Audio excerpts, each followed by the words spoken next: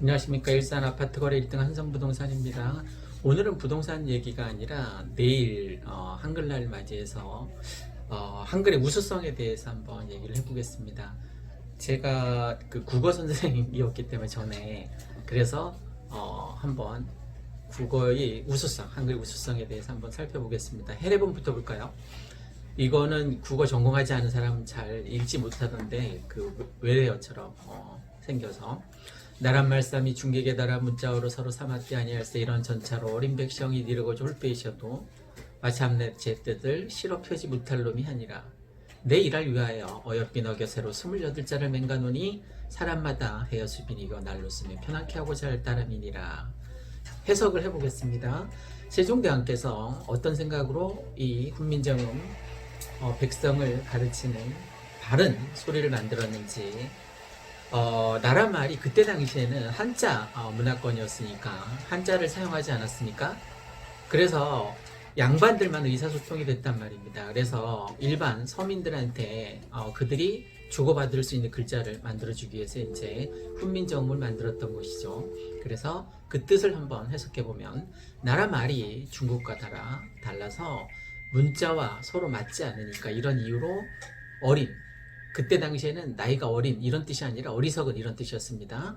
어리석은 백성들이 말하고자 하는 바가 있어도 마침내 제 뜻을, 자기가 표현하고자 하는 뜻을 제대로 펴지 못하는 사람이 하다, 많다. 한글이 큰 글이라는 뜻이거든요. 예전에 하다는 많다라는 뜻이었습니다. 크다라는 뜻이었습니다. 이런 이유로 인해서 어린 백성이 이제 자기 뜻을 제대로 하지 못하니까 어떤 뜻을 펼치고 싶어도 펴지 못하니까 내 일을 위하여 불쌍히 어여삐 너겨. 어여삐, 지금은 뭐 어여쁘다가 예쁘다, 아름다울 밑자로 해석이 되는데 이때 당시에 어여쁘다는 불쌍하다, 뭐 가엾다 이런 뜻이었습니다. 고어에서 불쌍하게 여기서 새로 28자를 만드니까 사람마다 이것을 쉽게 익혀서 날마다 씀으로 인해서 보다 현실 생활이 편하게 됐으면 좋겠다라는 취지로 훈민정음을 창제하신 거죠. 이 한글은 1997년 1월 유네스코 세계기록유산으로 선정되었습니다. 이 훈민정음의 창제는 세종이 남긴 아주 위대한 문화유산임에는 아주 분명한 거죠. 그죠? 우리 민족의 문화유산 중에서도 가장 훌륭한 으뜸이라고 볼 수 있고, 예전에 문자 메시지, 세계 문자 메시지 날리기 대회에서도 한글이 1등 했어요. 그죠? 그리고 문맹률이 가장 저조한 국가 중에 하나입니다. 그러니까 다, 누구나 다 글을 읽고 쓸 수 있는 국민이 많다는 거죠. 그죠? 선진국도 문맹률이 우리보다 높습니다.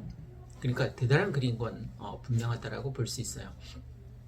훈민정음은 세계에서 인정한 최고의 문자라고 볼 수 있습니다. 그 근거로 우리만의 생각이 아니라 아전인수격으로 뭐 우리만이 해석한 것이 아니라 그 과학적으로 그 권위를 자랑하는 언어학회 언론에서 여러 차례에 걸쳐서 훈민정음의 어떤 합리성, 그 다음에 논리성, 과학성 이런 것들이 최고라고 인정했습니다. 훈민정음의 우수성은 수많은 명사의 글과 말을 통해서도 입증이 되었는데, 대표적인 게 이제 노벨 문학상을 수상한 미국의 여류 소설가 펄벅은 한글이 세계에서 가장 훌륭하고 단순한 글자이면서 자음과 모음을 조합하여 어떤 음성도 표현할 수 있는 언어다라고 표현했고, 영국의 언어학자인 제프리 샘스는 한글은 신이 인간에게 내린 선물이다라고까지 극찬했습니다. 그러니까 많은 작가, 많은 학자들이 한글을 최고의 과학적인 문자로 인정했다라는 거죠. 그 대표적인 걸로 일단 첫째, 한글 탄생 기록을 가지고 있는 고유한 문자입니다. 세계의 거의 모든 문자는 오랜 세월을 걸쳐서 누가 만들었는지도 모르고 또 조금씩 변화해서 오늘날의 모습을 갖추게 되었습니다. 그러나 이 훈민정음은 세종대왕이 훈민정음 그 세종실록의 그 기록으로 나와 있다는 거죠. 그 다음 두 번째, 한글은 제자 원리가 매우 과학적이고 세계적인 문자에 해당됩니다. 한글 자음과 모음 28자는 제각기 만들어진 것이 아니라 몇 개의 기본자를 만들어서 그 다음에 나머지 이것들을 파생시켜가는 어원을 어떤 획기적인 체계로 만들었다라고 볼 수 있습니다.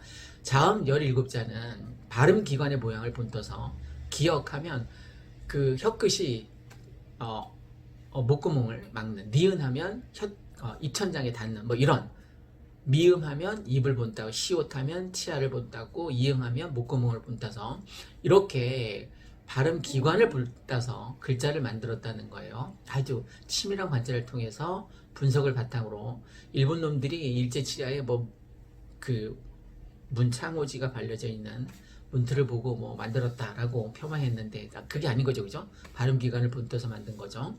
모음 11자 역시 천지인, 그러니까 아래아, 이 기본 세 자를 만든 다음에 획을 가획해서 조합해서 이제 만들었다고 볼 수 있습니다. 셋째, 한글은 문자의 활용성을 극대화할 수 있는 음소 문자입니다.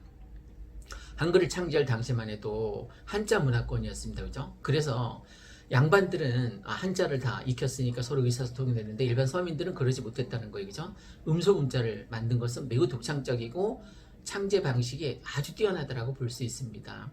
일본어보다도 뛰어나고 영어권 문자들보다도. 그래서 한글은 자음과 모음의 음소를 음절 단위로 묶어서 다시 한 글자로 만들어서 썼다는 거예요. 예를 들어서 비읍, 오, 미음이라고 쓰지 않고 그냥 봄이라고 짧게 묶어서 쓰는 독창적인 방식을 택했다라는 겁니다.